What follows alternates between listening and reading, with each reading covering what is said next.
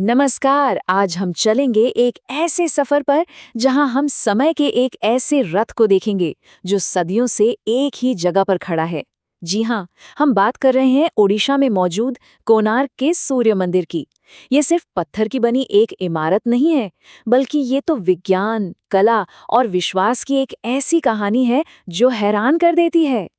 जरा सोचिए, आज से लगभग 800 साल पहले 13वीं सदी में एक ऐसा मंदिर बनाया गया जो सिर्फ पूजा पाठ के लिए नहीं था। ये पत्थर से बना एक बहुत बड़ा रथ था, एक कैलेंडर की तरह काम करता था और तो और एक घड़ी भी था। ये कहानी है उसी कमाल की बनावट की जो आज भी समय को जैसे चुनौती दे रही हो। देखिए, हर महान चीज के पीछे एक बहुत बड़ी सोच होती है। तो चलिए सबसे पहले ये जानते हैं कि इस शानदार मंदिर के पीछे आखिर किसका दिमाग था, किसकी सोच थी। इसे बनवाया था पूर्वी गंगा राजवंश के एक बहुत ही शक्तिशाली राजा, राजा नरसिंह देव प्रथम ने, लगभग 1250 ईस्वी के आसपास। पर उनका मकसद सिर्फ एक और मंदिर बनाना नहीं था। नहीं, ये तो उनके साम्राज्य की ताकत, उनकी दौलत और उनकी संस्कृति कितनी महान है, इसका पूरी दुनिया के लिए एक खुला ऐलान था। तो इस मंदिर के ना दो मकसद थे।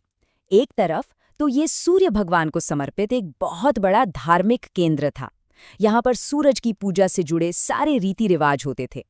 और दूसरी तरफ ये एक तरह का पॉलिटिकल स्टेटमेंट था, पूर्वी गंगा राजवंश की ताकत का सबूत, जो उनके बेजोड़ आर्किटेक्चर और साइंटिफिक हुनर को दिखाता था। अच्छा, अब बात करते हैं मंदिर के उस डिजाइन की, उस कॉन्सेप्ट की जो इसे दुनिया में सबसे अलग और देखने में इतना शानदार बनाता है। आप देखिए, पूरे के पूरे मंदिर को सूर्य देव के एक विशाल रथ की शक्ल में बनाया गया है। और इस रथ को कौन खींच रहा है? पत्थर के बने 7 बहुत ही ताकतवर घोड़े, जो हफ्ते के 7 दिनों को दर्शाते हैं। और सुनिए, इस बड़े से रथ में 24 पहिए लगे हैं, जिन पर बहुत ही खूबसूरत नक्काशी की गई है। लेकिन ये सिर्फ पहिए नहीं हैं, ये दिन के 24 घंटों को दिखाते हैं। मतलब ये पूरी की पूरी इमारत ही समय का एक प्रतीक बन जाती है। तो ये पहिए सिर्फ सिंबॉलिक नहीं थे। चलिए, अब हम इनके उस कमाल के साइंटिफिक काम को समझते हैं जो सच में होश उड़ा देता है। यहाँ एक बहुत ही मजेदार सवाल उठता है ना? कि क्या हो अगर ये पहिए सिर्फ दिखाने के लिए ना हो? क्या हो अगर ये पत्थर का बना रथ सच में समय बता सकता हो? तो जवाब है हाँ, बिल्कुल बता सकता था। ये पहिए दरअसल एक सनडायल यानी सूर्य घड़ी का काम करते हैं। सूर्य घड़ी क्या होती है? ये एक ऐसा इंस्ट्रूमेंट है जो एक कील, जिसे ग्नोमन कहते हैं, उसकी परछाई से समय बताता है। और कोणार्क में पहिए का जो एक्सेल है, वही वो ग्नोमन है। तो ये पत्थर का पहिया समय बताता कैसे था? देखिए, पहिए का जो एक्सल है, उसकी परछाई इन तीलियों पर पड़ती थी। पहिए में जो 8 मोटी तीलियां हैं, वो दिन को 3-3 घंटे के 8 हिस्सों में यानी 8 पहर में बांटती हैं। और सबसे कमाल की बात तो ये है कि 2 तीलियों के बीच की जगह को देखकर मिनट तक का एकदम सटीक हिसाब लगाया जा सकता था। सोचकर देखिए, 13वीं सदी में इतनी एडवांस्ड एस्ट्रोनॉमी और इंजीनियरिंग।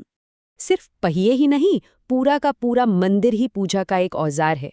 इसे इस तरह से बनाया गया है कि यह सूरज की किरणों को पकड़ सके। जैसे सुबह जब सूरज उगता है तो उसकी पहली किरणें सीधे मेन गेट पर पड़ती हैं। दोपहर में किरणें मंदिर के एक खास हिस्से पर पड़ती हैं और सूरज ढलते वक्त रोशनी पश्चिमी हिस्से पर। यह डिजाइन ऐसा था कि दिन भर सूर्य के 3 अलग-अलग रूपों की पूजा आसानी से की जा सके। अच्छा, अब जरा आप बड़े डिजाइन से हटकर उन छोटी छोटी बारीक चीजों पर ध्यान देते हैं जो इस मंदिर में जान डाल देती हैं। और वो है इसकी दीवारों पर की गई नक्काशी।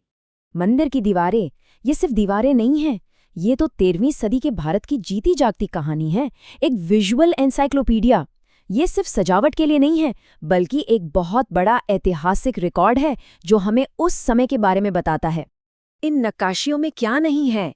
संगीतकार हैं, क्लासिकल डांसर्स हैं, लड़ाई करते हुए योद्धा और राजाओं के जुलूस हैं। आम जिंदगी और व्यापार को भी दिखाया गया है। पेड़ पौधे, जानवर, देवी देवता, सब कुछ है। यहाँ तक कि काम कला से जुड़ी मूर्तियां भी हैं, जो उस दौर के समाज, उनकी सोच और उनकी संस्कृति की एक बिल्कुल साफ तस्वीर हमारे सामने रख देती है। हर महान कहानी की तरह इस मंदिर की कहानी में भी उतार चढ़ाव आए हैं। चलिए, अब देखते हैं कि कैसे एक शानदार इमारत खंडर की हालत में पहुंची और फिर कैसे उसे दुनिया भर में पहचान मिली। तो इस मंदिर का सफर काफी मुश्किलों भरा रहा। 1250 ईस्वी में बनने के बाद 17वीं सदी में हमलों और कुदरती आफतों की वजह से इसे बहुत नुकसान पहुंचा। कई सदियों बाद ब्रिटिश राज में इसे बचाने की कोशिशें शुरू हुईं और आखिरकार 1984 में यूनेस्को ने इसे वर्ल्ड हेरिटेज साइट का दर्जा दिया और इसे एक वैश्विक धरोहर के रूप में पहचान मिली। यूनेस्को ने इसे रचनात्मक प्रतिभा की एक उत्कृष्ट कृति कहा।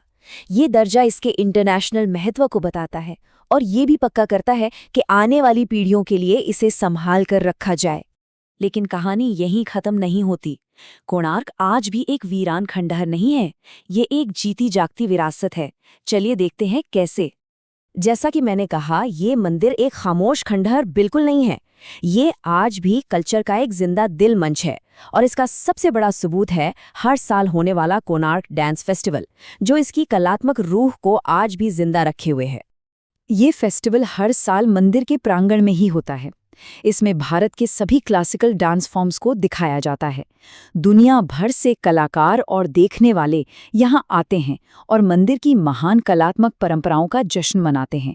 ये फेस्टिवल मंदिर के सुनहरे अतीत को उसके शानदार वर्तमान से जोड़ता है। तो जाते जाते बस एक सवाल, जरा सोचिए, आज हम जो इमारतें बना रहे हैं उनमें से कितनी ऐसी होंगी जो 800 साल बाद भी आने वाली पीढ़ियों को विज्ञान, कला और जिंदगी के बारे में कुछ सिखा रही होंगी। कोणार्क का सूर्य मंदिर पत्थर में लिखा गया एक ऐसा ही सबक है जो हमें हमेशा प्रेरणा देता रहेगा।